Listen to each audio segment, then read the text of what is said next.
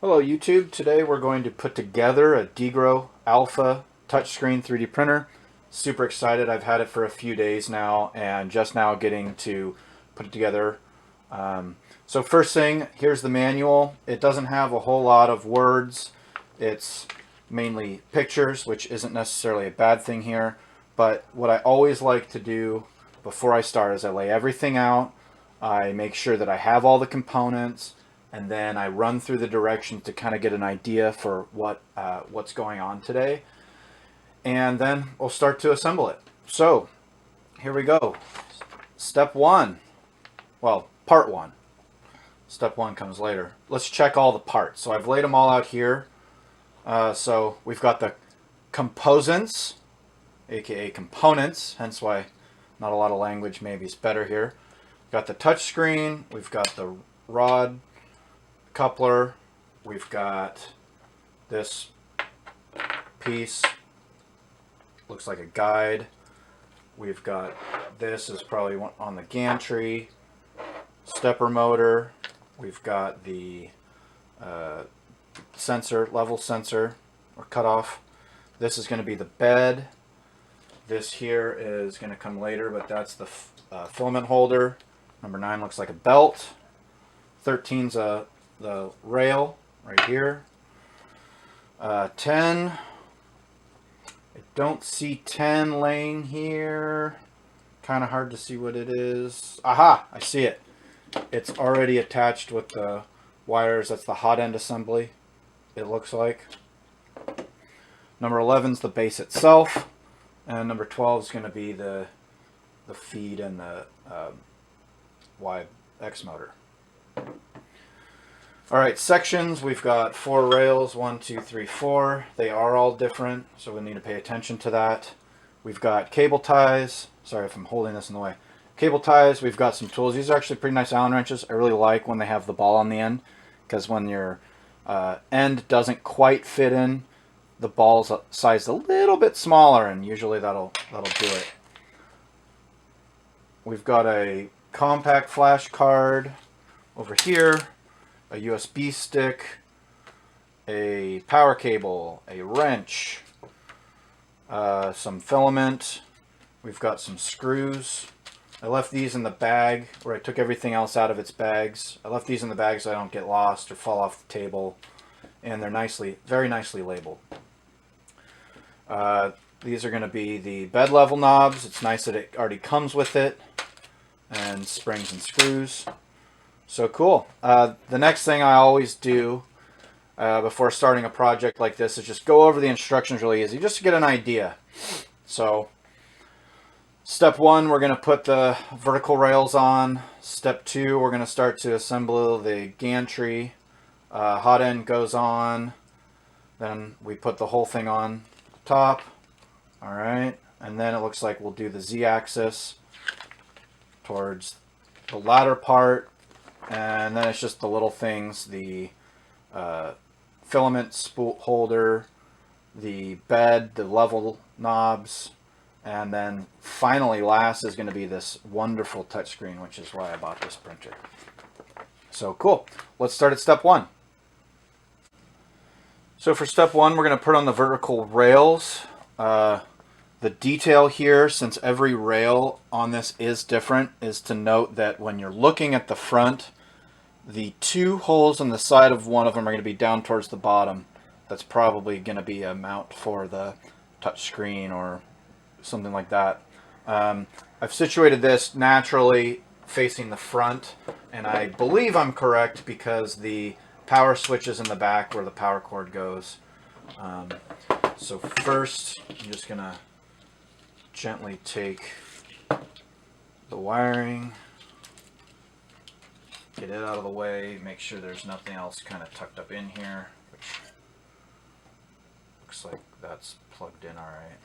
It's labeled with a Y. This one's labeled with a LCD panel, so that'll come at the end. I kind of push everything out of the way.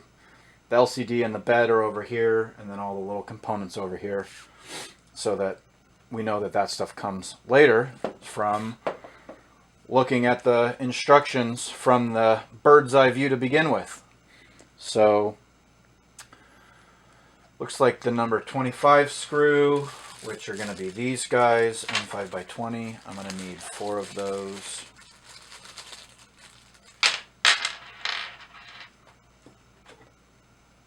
Placing the flat edge towards me, so it'll go like this, not with the rails. That'll all be in the back. I'll find a good way to do this. Put this up on its side. Make sure it's not going to fall over right off the bat.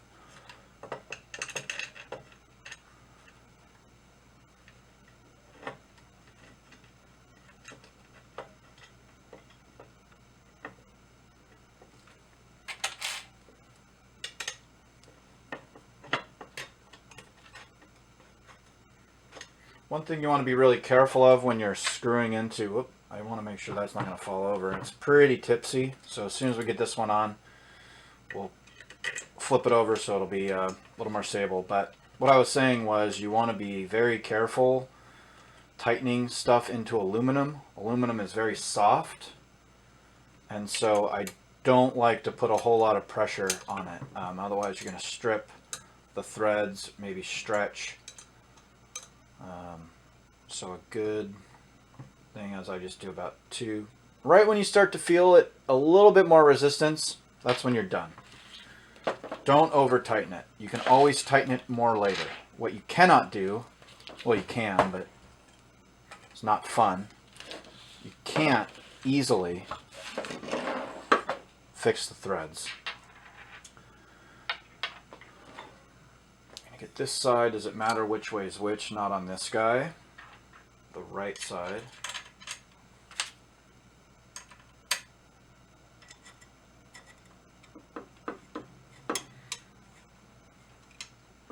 A lot of times on this stuff too, the threads are cut very quickly, so there'll be little burrs and whatnot. And your best bet there is to actually just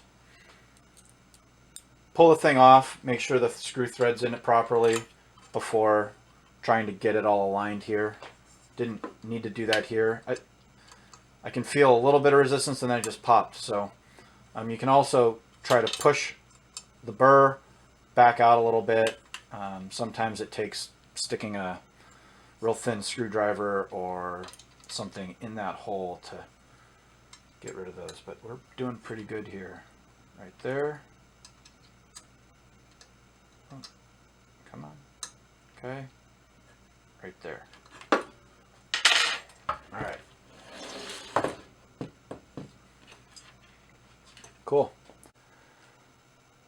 So for step 2, looks like we're putting the Y motor and filament feeder onto one of the rails. I've kind of already gone over this behind the camera here.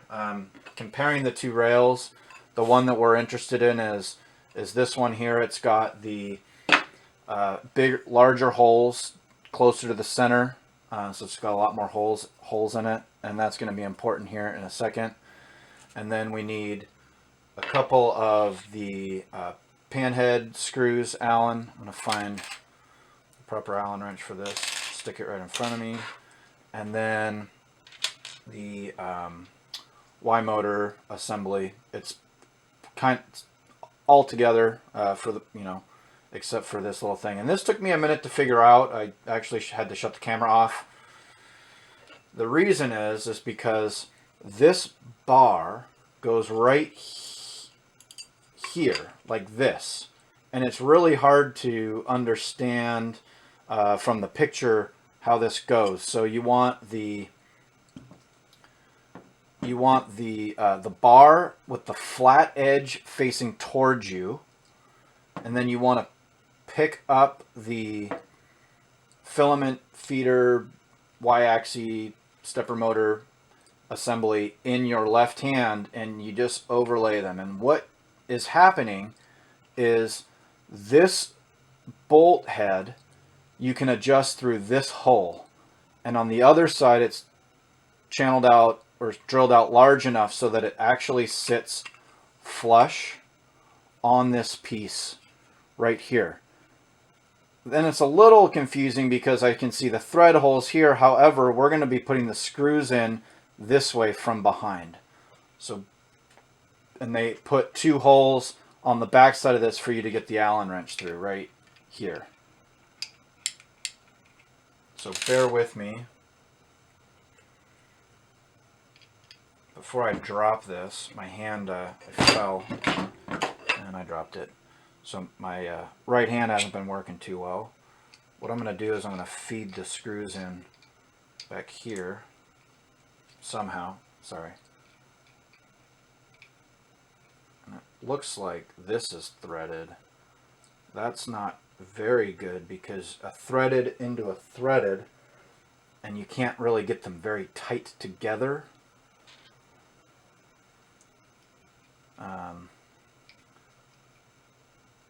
But we're going to see how this turns out before I try to re-engineer anything. Alright, so facing me, flat edge.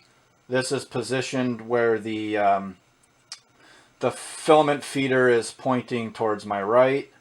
This bar goes on top like that. It's very flush. I'm going to hold it with my good hand.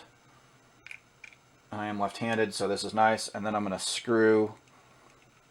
I'm feeding this through the back and screwing, giving a lot of pressure, because if you don't have pressure on it, then it's going to not be tight together. Alright, and I'm going to get it snug, but not tight. That way it can move around for the back screw. And I'm going to... Actually, it seems like it's working pretty well.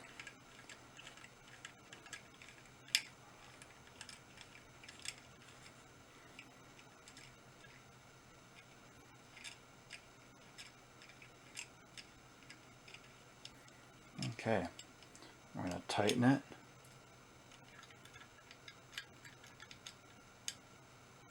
Tighten it, and before we... Oh yeah, that's pretty good. So then I'm just going to go ahead and tighten. Usually it's about a quarter turn, maybe a little bit more from where I can do it finger tight. But you do not want to strip the threads out. Luckily on this guy there are a lot of threads. I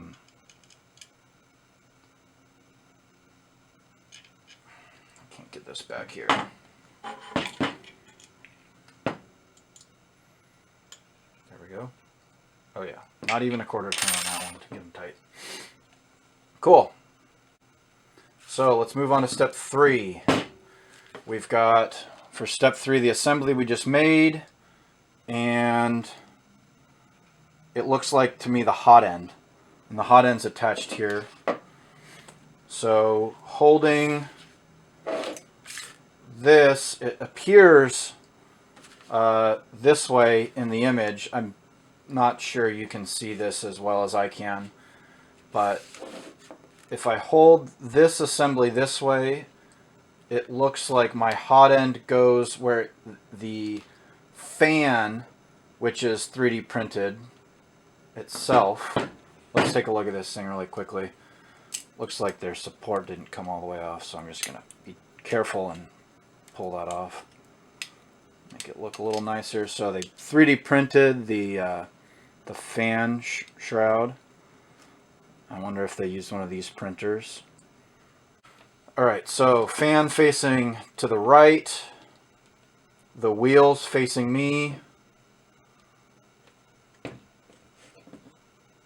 how does this guy go? Like this, and that should just go, look at that, beautiful, beautiful. Alright, step 3 is done. Adjust the tension by adjusting the hex sleeve with the wrench. I think that's pretty good, and we can always adjust it later, but that seems pretty good to me, although I'm not anywhere near an expert. Step 4, so I'm going to set this down. It looks like for step 4, we're going to take this and we're going to add the bracket, which is going to, it looks like this side's going to be up here. The bracket we're going to add on now is going to be on the left side here to go for the Y, or sorry, for Z, up and down. I'm going to need some more of these screws. This guy, number 3.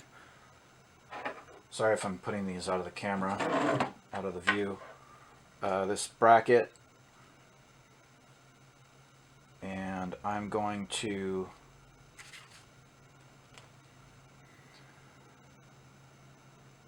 tighten the belt and adjust the distance by adjusting the 2 screws, but that's going to come after it's assembled. That's just going to put a little tension on the belt. So we're going to have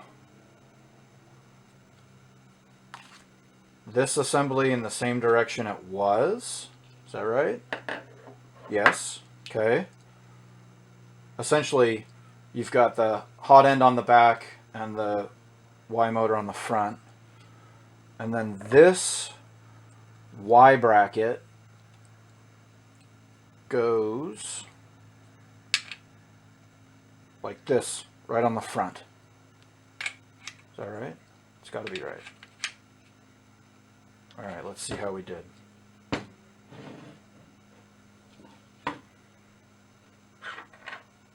Now what's this for?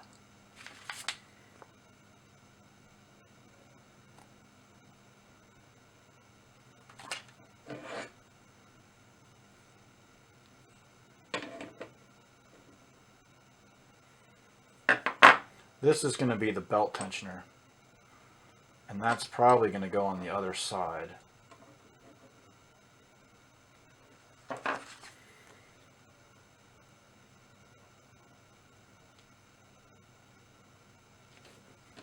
Or, see, it can't go in there, it can't go back there. Well, let's just see where the belt's going to go and attach to. Okay, the belt attaches on the back side. You can see here's where the belt's going to go around. That's in a later step. I noted earlier. Actually, it looks like the next step. So this is going to go on the front. I'm going to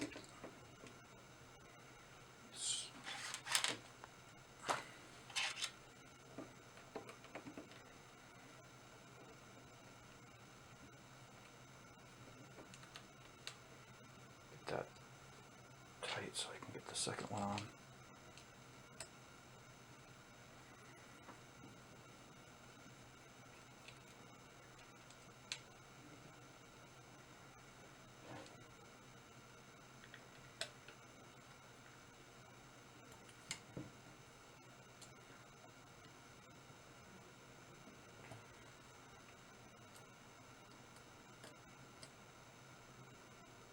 It's like 1/8 of a turn or so to get it snug, and I do not want to over tighten it. I'd much rather be having to tighten it later on than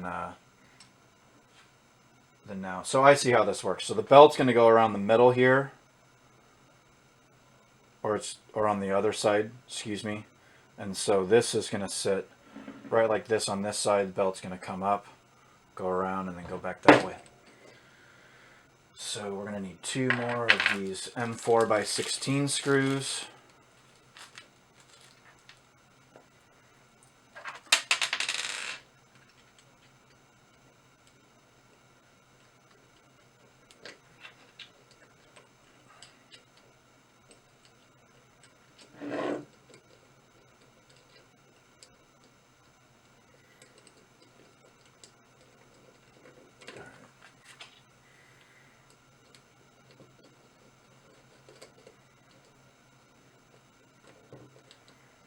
And we're just going to get this snug for now, because in the next step we put the belt on and then we're going to tighten it up.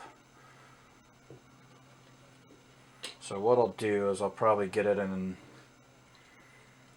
not all the way pushed back, so not all the way shortest for the belt, but maybe a tiny bit off. And my theory there is that I'm not going to be able to get the belt super duper tight, and then it might stretch over time, so I'm going to tighten that down a little bit. We're going to run through the belt and see. So step 5, as we can see, my prediction was correct. The belt goes up and around both edges, and that's why the tensioner here is right in the middle. And you want the ends of the belt to be on the bottom, and they're going to attach here. So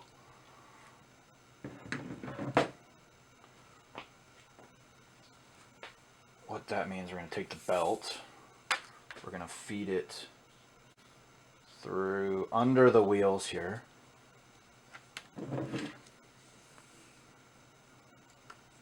We're going to go around the stepper motor and then back down on the bottom side. And then we're going to do the same. So I'm just going to flip this over now, make it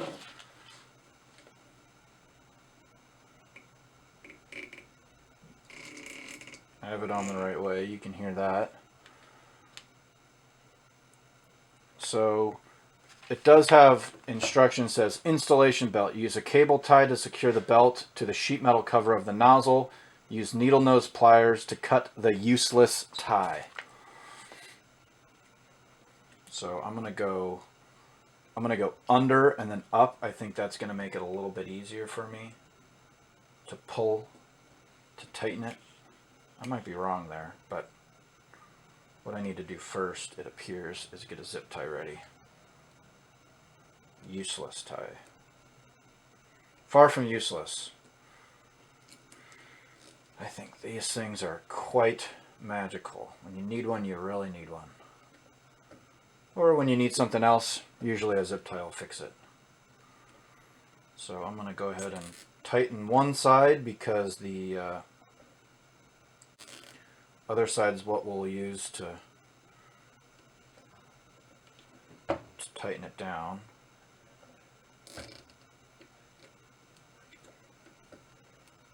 Okay, I'm actually going to double it up because why not? And I'm going to alternate the side on the zip tie just in case there's some pressure, and I don't think it looks bad. I usually really like to make my zip ties really nice and tidy and spend, you know, an extra 5, 10, maybe 15% time working on a project, but it makes 100% difference when you have everything nice and clean. So we're going to do the other side prior to me going and finding some pliers to cut it. My zip tie is ready.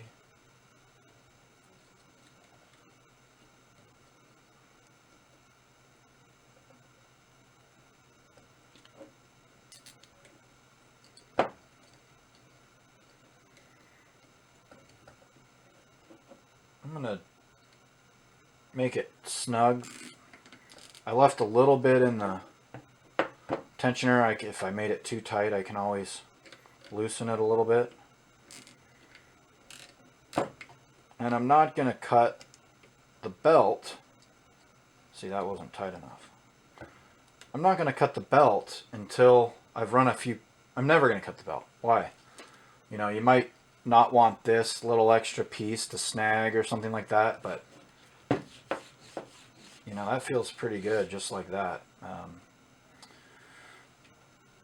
But you know, you can always cut the zip ties and if you need to change it. So I'm just going to go ahead and leave the rest of the belt, and I'll just put the second zip tie back here to kind of keep it clean. And I'm back with some cutters. So I'm just going to go ahead and clip these zip ties. And once again, if the belt is too tight or way too loose, we can always cut those guys, being careful of the belt, and put new ones on. Alright, so step 5's done. Step 6 looks like we put it onto the vertical, and it looks like we're actually flipping it the way we've been assembling this piece. We're actually going to flip it around. So that it says the right side. You know, their picture looks like it might be backwards. It says right side has all of this stuff. Left side looks like it's got the Y bracket here. Adjusting the distance by adjusting the left and right side's hexagonal sleeve. The XAxis beam is smoothly assembled into the gantry. Well, yeah. So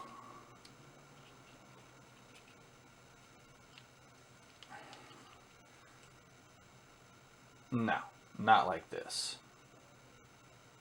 This needs to be like this. I'm looking at the front. I want to see all this stuff in the back, aka don't want to see it. And I want the hot end close to me. So we're just going to operate on that assumption.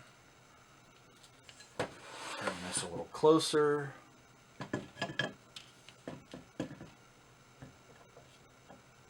Yeah, totally. Beautiful. Look at that. That's good. Okay.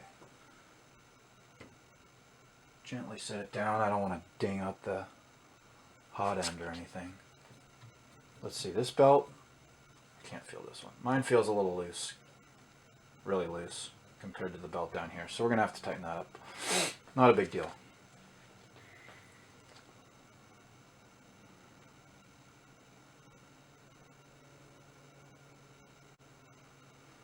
All right, step 7. Sorry, I was just going through everything here. Looks like we put the top rail on. That's going to be really straightforward.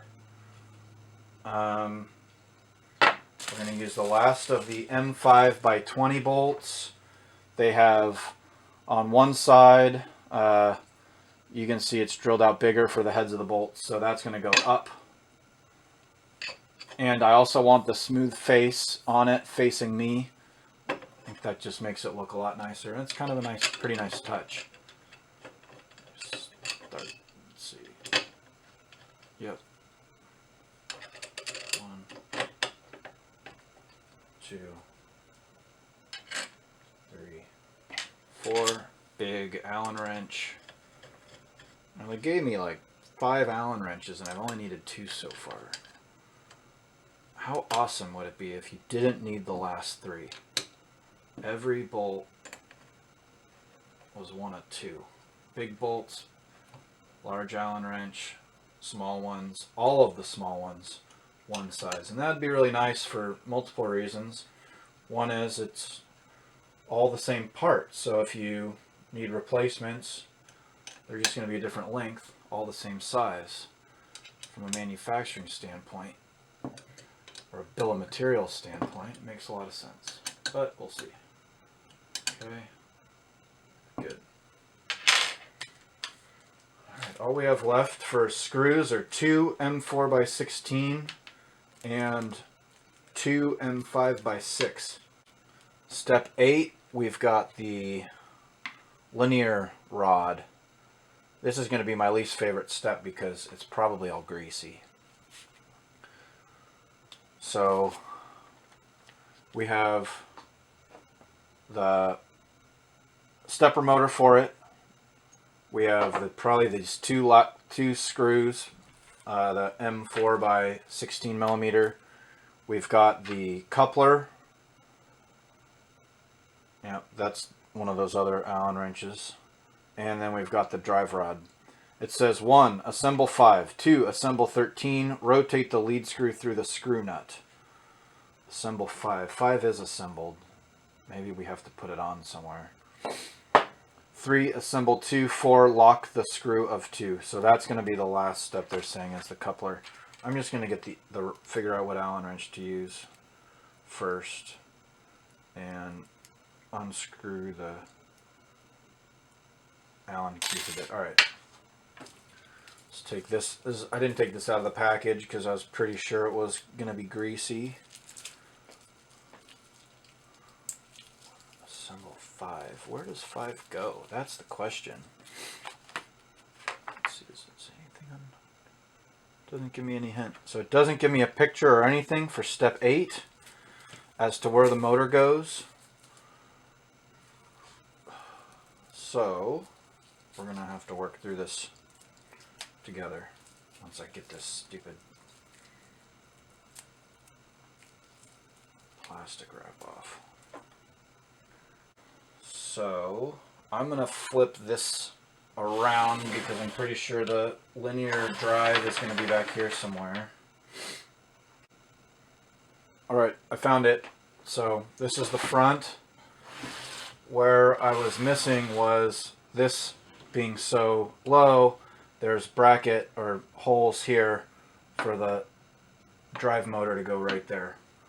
And then we're just going to put these screws in. That's the wrong one. This is the right one. And I'm being careful to hold this so I don't want it to fall.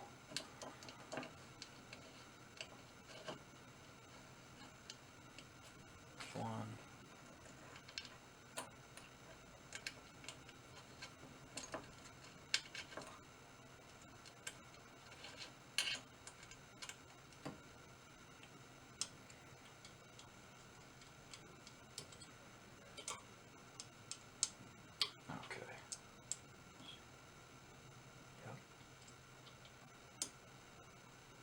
Okay.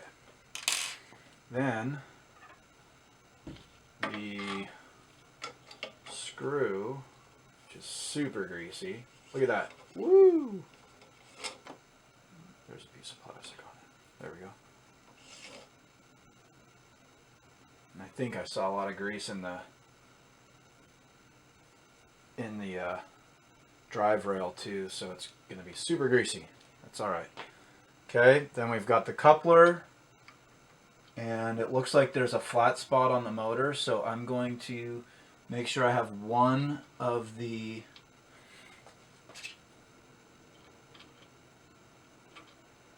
screws so that it's on the, there we go, and then I'm going to put these together.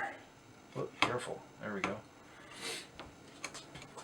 Alright, of course my hands are super greasy, so I can't even turn the Allen wrench. Hate this stuff. All right.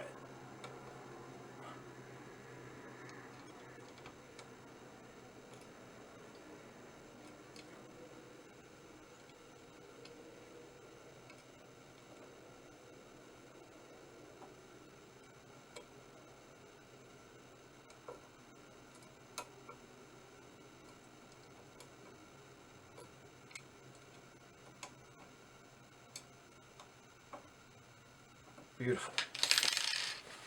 All right. I'm gonna go wash my hands before I continue down this. All right, hands are clean. I don't get grease all over my new toy. So we're gonna go these last couple steps. So we just finished step 8, which was the linear axis, the rail, whatever, the drive screw, excuse me. Getting late here, getting ready for a beer. It says 2 screws do not much tight. So just like all the other screws on this, you don't want to over tighten them. What that'll do is it'll mark it up or mar it up, or it'll strip. This piece is aluminum, the rail's stainless, you're not going to hurt it. But if you try to over tighten it, it's just going to strip the threads in the coupler. You're going to need to source another one of those. And you don't really want to do that because you want to get working on things and designing stuff and building it and printing it out. So last few steps it looks like. So step 9, we've got the filament spool. It's nice that it comes with one of those. And that's going to be the Z level stop, it looks like. It says distance is about 12 millimeters. So I'm already actually looking at the side of this, I think where I need to. So the filament spool, we'll do that guy first. It's already got 2 of the screws, and it's going to go facing backwards so that when it comes down, it can feed nicely into the that thing.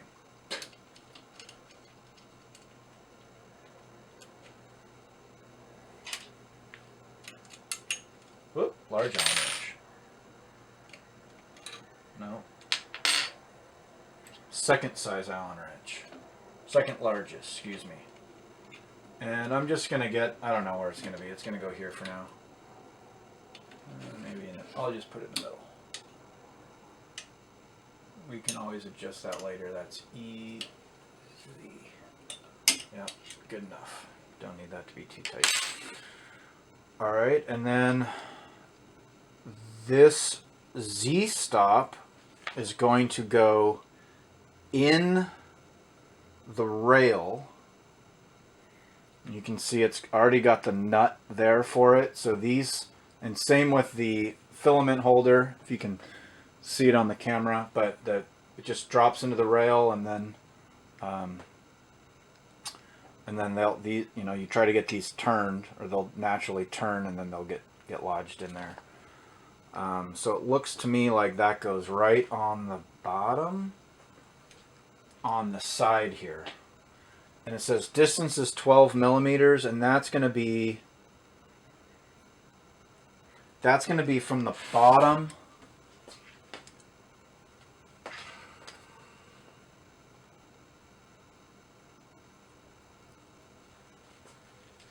that's going to be from the bottom of the rail where it attaches.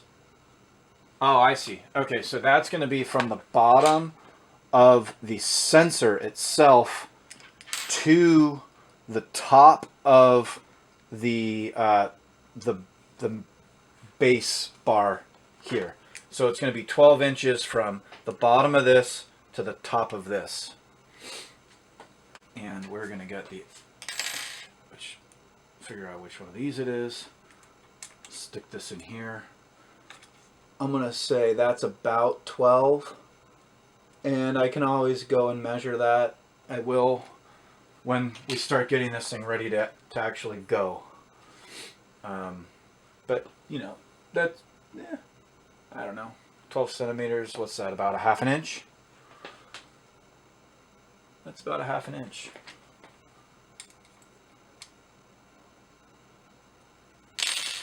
Okay. Step 10. Looks like we're putting the bed on.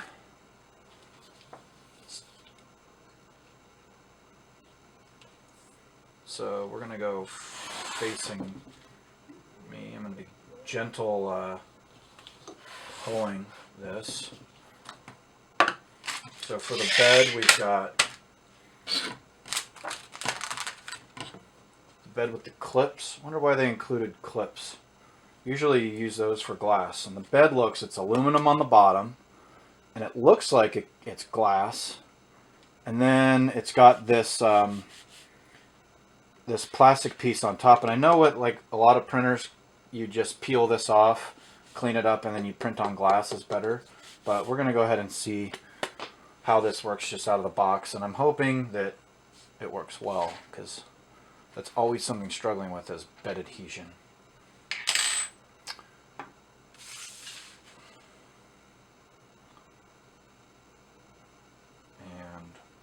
So, let's get all the parts out of the bag.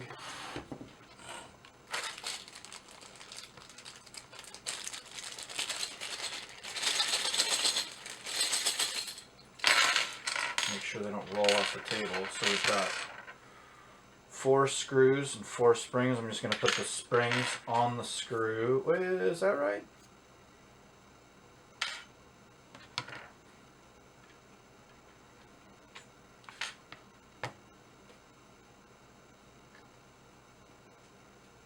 You know why they have the binder clips?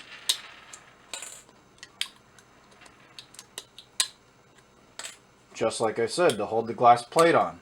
Glass plate on this is not actually adhered. So be very careful, you don't want to break it. And that's nice because you can just flip it over and use this glass if this plastic, the covering doesn't work. It's also nice, this is totally flush, so you don't have to worry if you get a replacement bed about putting holes in it. So we're going to put the screws in. I'm going to put the plug for it in the back. I assume that that's where you want it to be. Get this out of the way. I wonder how we're going to deal with that. Zip ties, I guess. Alright, so what I'm going to do, well, I need to get one of these in. You put the spring in between the bed. The spring goes in between the bed and the frame for it. And I'm just going to put it on really loose and just get the knob on really easily. Now, interesting, everybody prints these guys out, and they have the printed fan shroud here, or the nozzle for the fan here, that they 3D printed, but these aren't 3D printed. These are actually injection molded, which is, also interesting. So I'm going to do this corner next. Spring.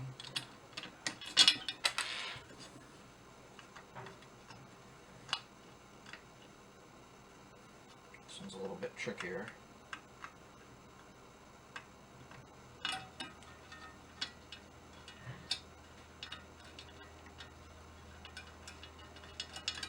Alright, that grabbed.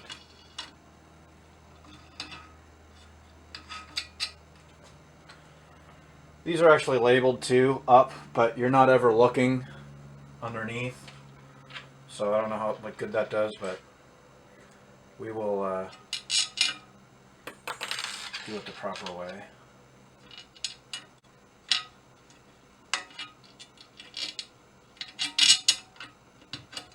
Guess I could have put the thing on its side too for this, but it would have been harder to hold the bed on.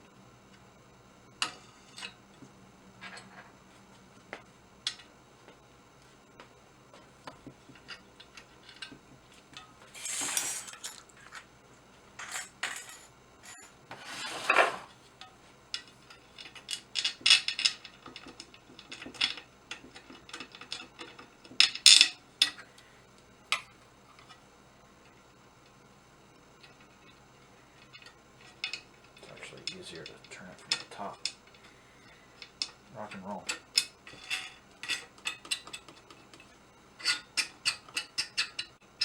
Now the interesting thing is, how are you going to hold on to the top of these bolts when you're leveling the bed if you have to add this glass on it? I don't know. Maybe they just grab.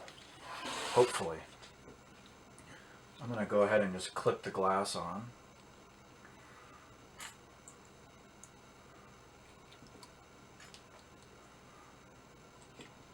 The binder clips. See, the binder clips, you're going to have to, if you have a large print, you'll have to take the little finger things off because the hot end might hit it on the first few layers. But I'm not going to worry about that for now. Alright. Seems pretty good. Alright. What's next? Step 9's done. Step 10's done. Step 11, we're almost there. Put on the touch screen. Awesome. So, facing me, where do we want the touch screen to go?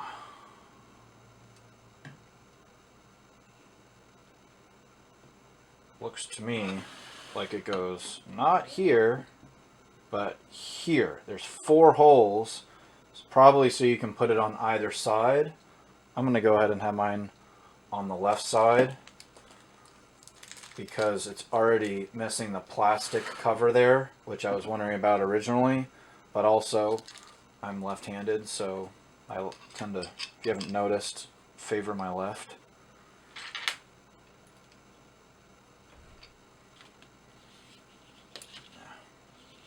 Out of the way. I wonder if that should have been on the in-between, or we'll figure it out.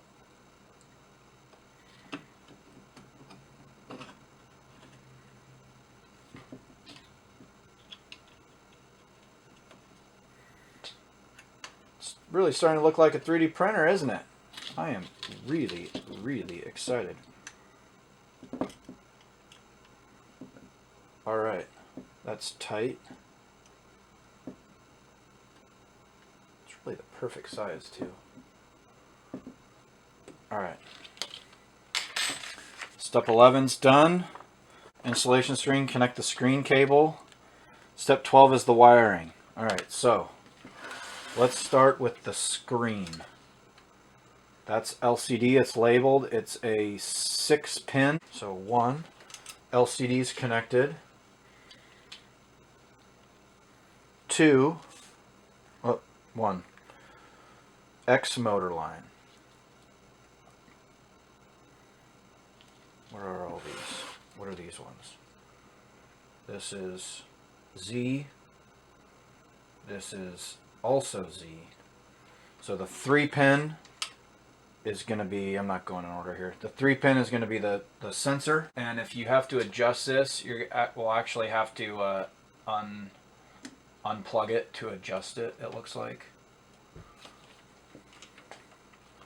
Okay. The motor.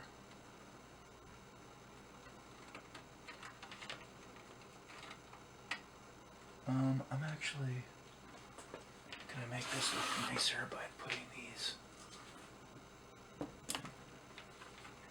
Let's see.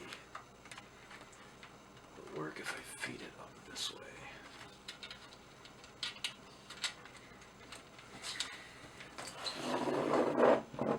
Gentle. There we go. I'm actually just going to try to feed these up here. Oh yeah, totally. Alright, so what I did was I fed these, there's a little hole right above the control box where the Z wires come out, as well as the LCD cable. So I fed them up through there, and then that's going to make it not have wires hanging out everywhere. Okay.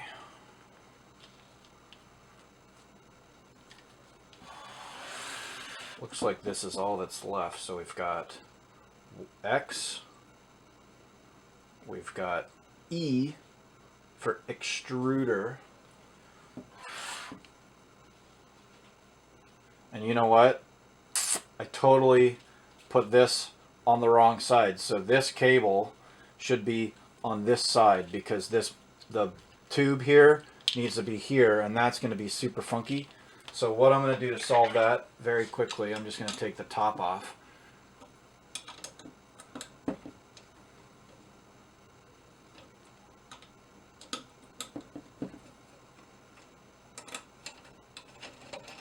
Just going to leave the screws right in it too. It'll just take a second here. Turn this so you can see what I'm doing.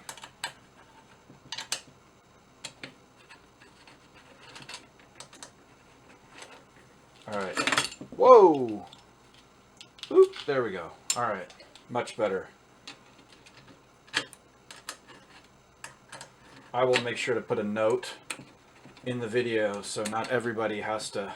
I don't even know if you guys could see that. Not everybody has to make the same mistakes I did. If you can learn from somebody else's mistakes, you're doing pretty good. Well, pretty well.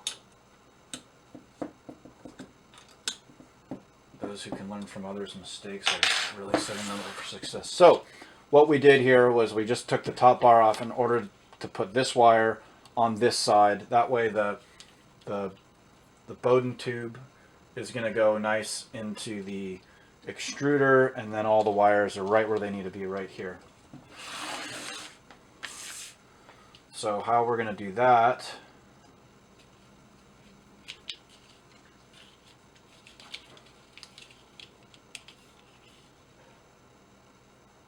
That just gets pushed in. The extruder, the Bowden tube,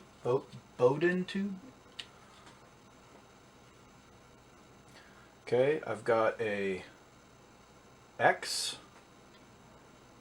which is this guy. Ah, come on. X. And you know, if you get one of them wrong, you can always change them out later. They are all the same. Plug. Are they? Yeah. E for extrude. That's going to go down here.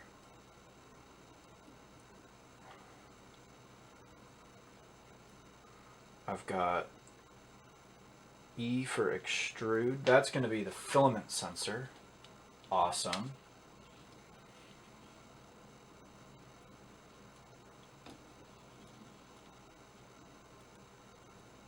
Okay. And the last one here is X. That's going to be the X limit switch, which is conveniently... Is that right? Oh yeah, duh.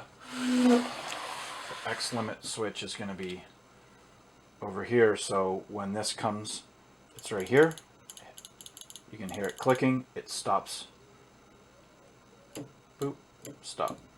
Stop. That's a little loose, but it looks like that's by design. It's just a piece of sheet metal that's bent over. So if... But it's just a fan too, so it's not a high strength part. Okay, that's there. Bing, bang, boom. I think it's ready to turn on. So I just proclaimed, oh, it's ready to turn on, but I didn't do what I've said I'd do the whole time, which is take the extra 10%, check over everything, clean up your wires. And what made me do the dope moment was this wire is just hanging here, and this is clearly for the bed. So I'm just going to click that in, upside down. It wasn't upside down. I'm getting very tired. It's definitely time. And then these wires here are just a mess. And unfortunately, I just don't think without splicing longer wires, which is always better. But I don't think that there's much we can do. So what I'm going to do is they've got a whole handful of extra zip ties, and I'm going to just zip tie things up and then clip the zips. And we're going to go around like this to match.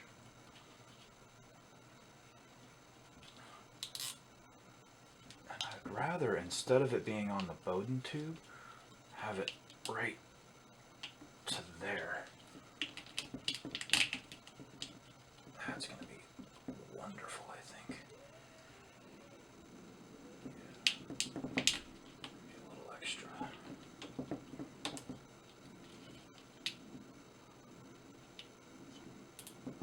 Alright, one. Let's get these wires tucked away.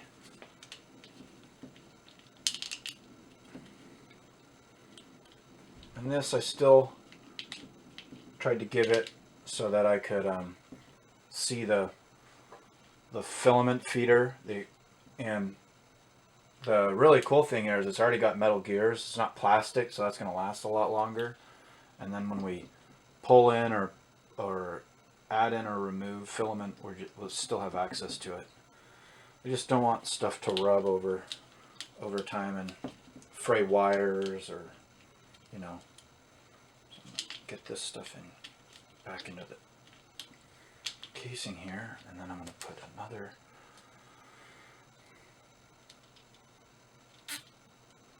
zip tie.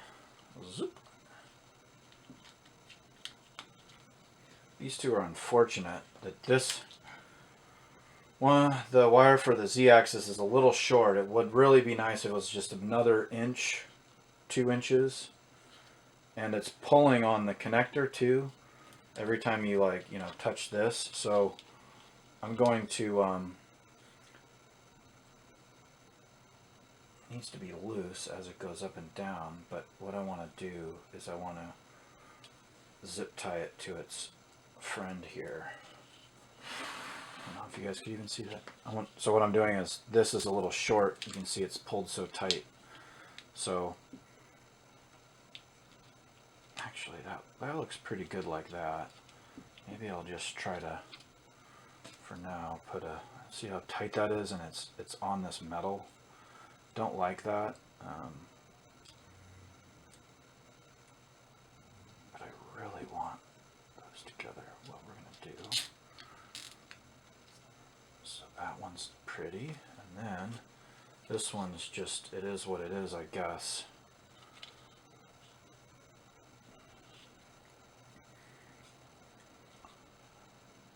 Just to reduce strain on it as this goes up and down, I'm actually going to tie it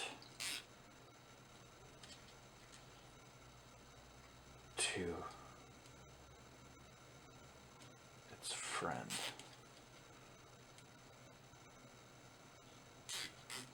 How's that?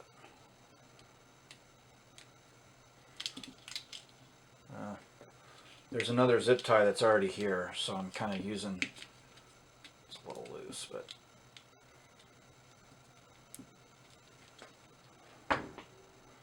yeah, that'll have to do for now. Cool. This is looking really good. I'm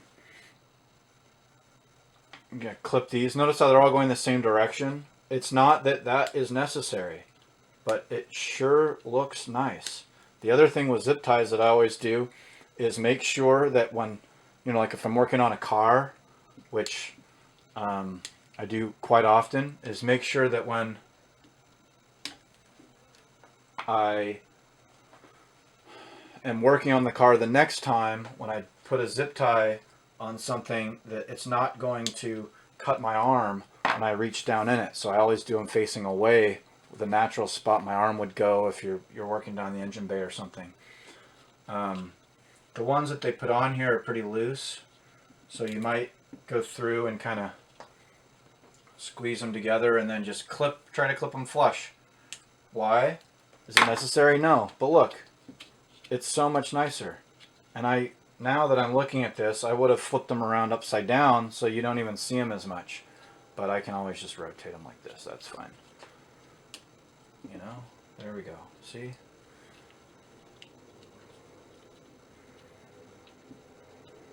Turn them around. There.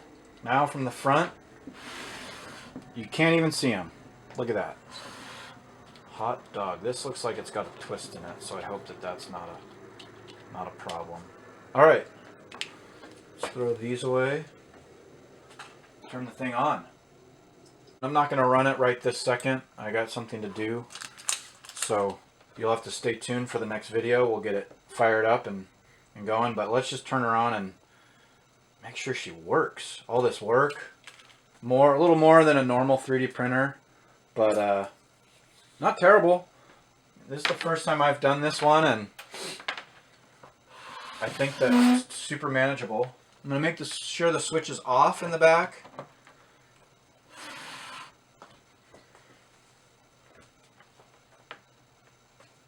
Plug it in. Make sure you've got it in a grounded plug.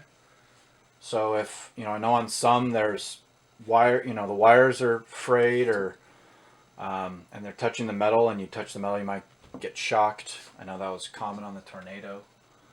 So let's see, let's turn it on.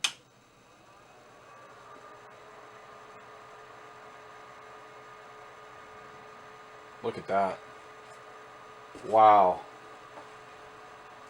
I'm going to zoom in on the touch screen.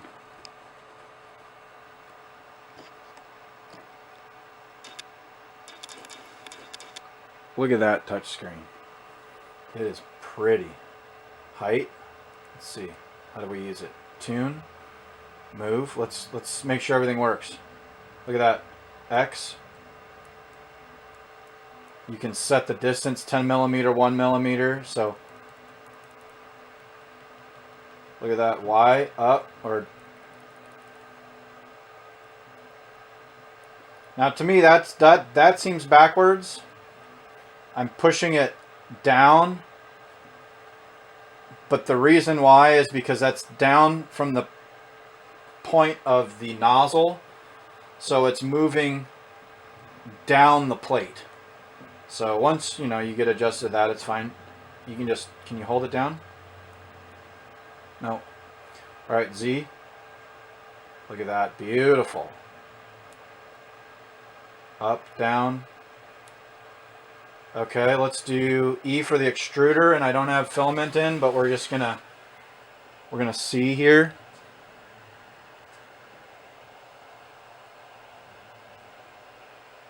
Oh.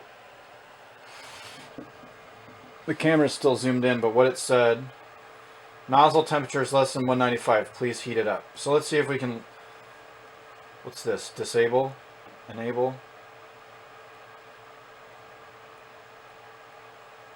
Alright, look, and you can do 1 millimeter adjustments, etc. So let's do utilities, filament, you can,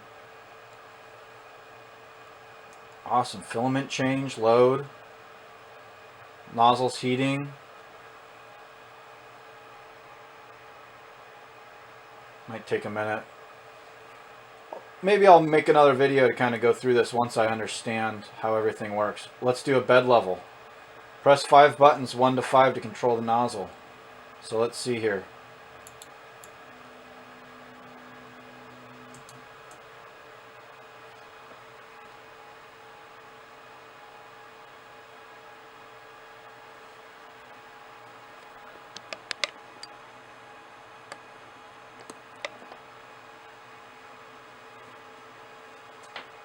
Whoop, whoop, whoop. Yeah. That's bad. So that's a gross oversight on my part, is that I didn't screw the bed down whatsoever. And so what happened was, it didn't hit the Z switch. That's not adjusted either. And so now it's carved right into the build plate. So what I want to do is I actually want to make the Z go up so I get off the build plate. That was just dumb. Luckily it wasn't hot, but it did put a crease in it, but that's alright. It's going to get all used up anyways. So let's see. I guess part of the problem is I don't know initially how to adjust the bed.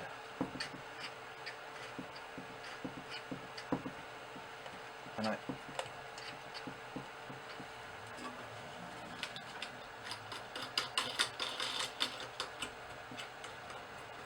why is it going all the way up? Because I tapped it 17 times. So what we're going to do is we're going to get the Z to come back down. This table's, I hope that my table's a little warped and not this. Otherwise we'll have to do something to, that's not going to be good for a print.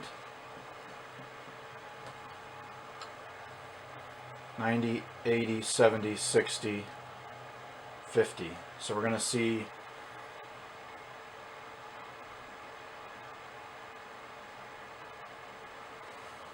40, 30, 20.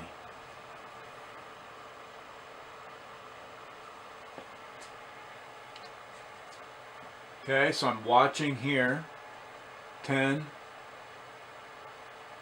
and I want to switch to 1 millimeter, 8, 7, 6. See, that's 6 and it's almost touching, so I got to come down a lot on the bed. That's fairly surprising. And you know what, it could be too, is my Z-stop switch. But from my perspective here, it sure does not look like it has 6 millimeters to go. Let's see. 5, 4. See, that's on the bed. So I'm going to have to figure that out, because this bed is not going to go much more, and I think it's probably has something to do with this glass bed being on. So let's follow up on how to do that. So, and what this is just going to go to 0 on these points, 1, 2, 3, 4, and 5, 5 being the middle, and you're going to adjust it. But until you can get the bed low enough, it's just going to scrape like it already did. So I'll have to do that. Let's just see really quick what's on the SD card or the USB. Tiny SD card. Where does it go?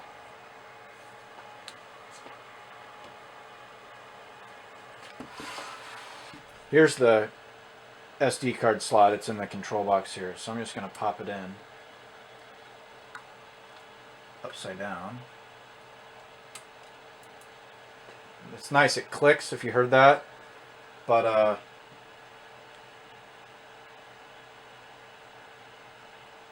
looks like nothing's on it.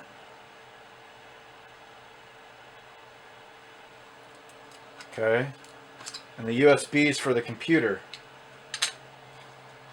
Unless there's a USB, not a USB. So we're gonna have to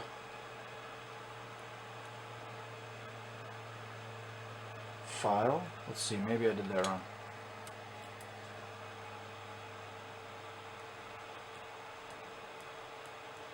These are going to fill in nozzle temperature, bed temperature, file name, the time that's gone by, how much height you've done, the progress, how much percent done you've got. You can pause and cancel.